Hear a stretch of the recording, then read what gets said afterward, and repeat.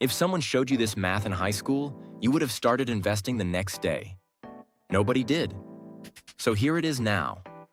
And by the end of this video, you're going to understand why time is the most valuable financial asset you will ever have. More than income, more than a good stock pick, more than anything else. Time. Let's start with the story. Two people. Same age, 22. Same income. Same everything. The only difference is when they start investing. Person A starts at 22. They invest $200 a month into a basic investment account earning an average of 8% per year. They do this for 10 years until they're 32, and then they stop completely. Never invest another dollar. Just let it sit. Person B waits. They spend their 20s telling themselves they'll start when they have more money, when things calm down, when the timing is better. At 32, they finally start. They invest the same $200 a month at the same 8% return, and they never stop. They keep going for 30 straight years until they're 62. So, at 62, who has more money? Person A invested for 10 years and stopped. Person B invested for 30 years and never quit. Common sense says person B wins easily. Person A ends up with about $370,000. Person B ends up with about $300,000. Person A wins by over $70,000, despite investing for 20 fewer years. That's compound interest, and that's why this video matters. So what actually is compound interest? Simple interest is straightforward. You put $1,000 in, you earn 10%, you get $100. Same next year, same every year. Your earnings are always based on the original amount. Compound interest is different. You put $1,000 in, you earn 10%, you get $100. But now your balance is $1,100. Next year, you earn 10% on $1,100, not $1,000. That's $110. Now you have $1,210. The year after that, 10% of $1,210 is $121. Now you have $1,331. Your earnings are earning. That's the whole thing. You're not just growing your original money, you're growing the growth.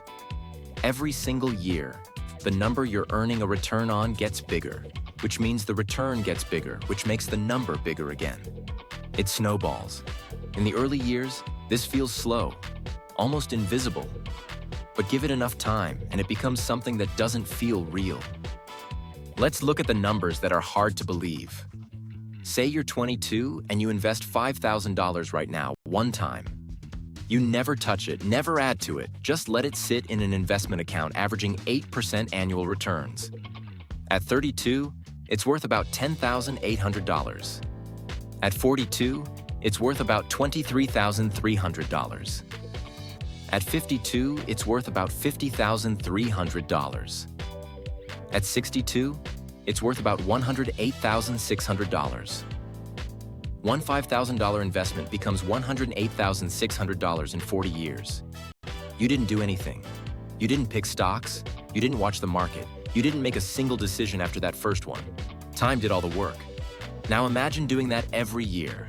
$5,000 a year starting at 22, earning 8%.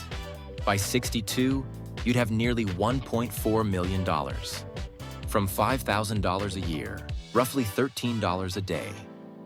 Most people look at retirement as something that requires decades of discipline and sacrifice. Compound interest reframes it as something that mostly just requires starting. Here's the thing that makes this hard. It's invisible at first. In the early years, compound interest doesn't feel like anything special. You put in $200 a month for a year. After 12 months at 8%, you have about $2,500. Big deal. You could have just saved that in a regular account and had roughly the same number. The compounding hasn't kicked in enough to be impressive yet.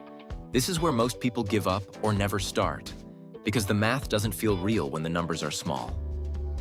But the same compounding that made $2,500 in year one is going to make $40,000 in a single year once your balance gets large enough.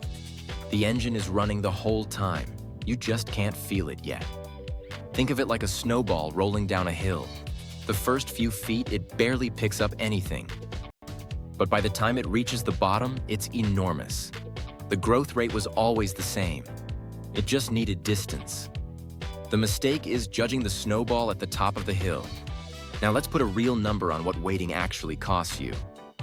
If you start investing $300 a month at 22 and earn 8% annually, by 62, you'll have about $1,050,000. If you wait until 27, just 5 years later, same $300 a month, same 8%, you'll end up with about $693,000. Waiting 5 years cost you over $360,000. If you wait until 32, you end up with about $450,000. Waiting 10 years from 22 cost you $600,000. These aren't small differences. We're talking about the difference between retiring comfortably and retiring stressed. The difference between options and obligations. And all of it traces back to when you started, not how much you invested, not how smart your picks were. When. So here's the one thing you need to do. Compound interest doesn't care if you're smart. It doesn't care if you're good at math or if you understand the stock market. It only cares about two things: rate of return and time. You don't control the market's rate of return, but you have total control over time. Every month you delay is a month of compounding you can never get back. Not ever. You can earn more money. You can learn more about investing. You can make smarter decisions next year. But you cannot buy back time in the market.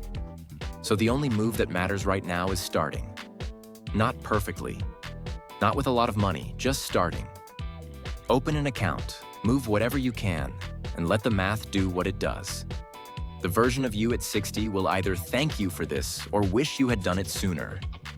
There is no in-between. Subscribe if this is the kind of thing you want more of. Real financial concepts explained clearly, every week. If you've got a friend who keeps saying they'll start investing someday, send them this video. Someday is costing them money right now.